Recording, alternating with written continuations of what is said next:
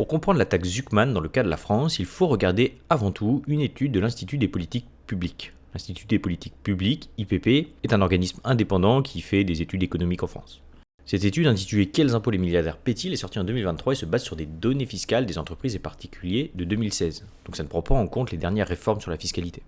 Un premier schéma qui est présenté dans cette étude montre que le taux d'imposition est progressif sur le dernier décile, donc les 10% les plus riches en France. On voit que ça baisse légèrement tout en haut de la distribution aux 99,999, soit les 0,001% les plus riches. Mais ça reste minime. Si on regarde que ce graphique, on conclut que l'imposition fonctionne plutôt bien. Ce graphique regarde le taux d'imposition rapporté au revenu fiscal de référence.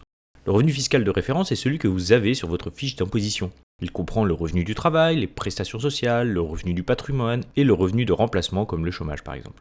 En contrepartie, on compare l'ensemble de ces revenus avec l'impôt sur le revenu, les prélèvements sociaux que vous payez et l'ISF. Avec ce mode de calcul, l'IPP conclut que l'imposition est progressive en France. Un deuxième graphique est présenté montrant cette fois une dégressivité dans l'imposition des très riches. On voit qu'à partir des 0,001% les plus riches, l'imposition chute très rapidement vers 26%, alors que pour les 1% les plus riches, l'imposition est de 46%. Ici, on regarde plus le revenu fiscal de référence de tout à l'heure, mais le revenu qu'ils appellent économique. Pour le revenu économique, on reprend ce que comportait le revenu de référence, donc le revenu du travail, patrimoine, remplacement et les prestations sociales, et on inclut en plus les cotisations sociales non contributives, comme la santé et les pertes et profits des entreprises que détiennent les personnes très riches. Globalement, si l'entreprise fait du bénéfice, ce bénéfice est ajouté au revenu de la personne qui détient l'entreprise. Et l'impôt sur les sociétés payé par l'entreprise est inclus dans les impôts payés par la personne.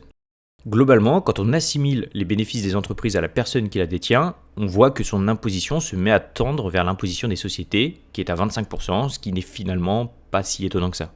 Avec le revenu économique, cette étude conclut que l'imposition est dégressive pour les plus riches. On voit qu'en fonction du mode de calcul, les conclusions sont très différentes, ce qui rend très important de savoir ce qui est compris dans le calcul pour pouvoir tirer des conclusions.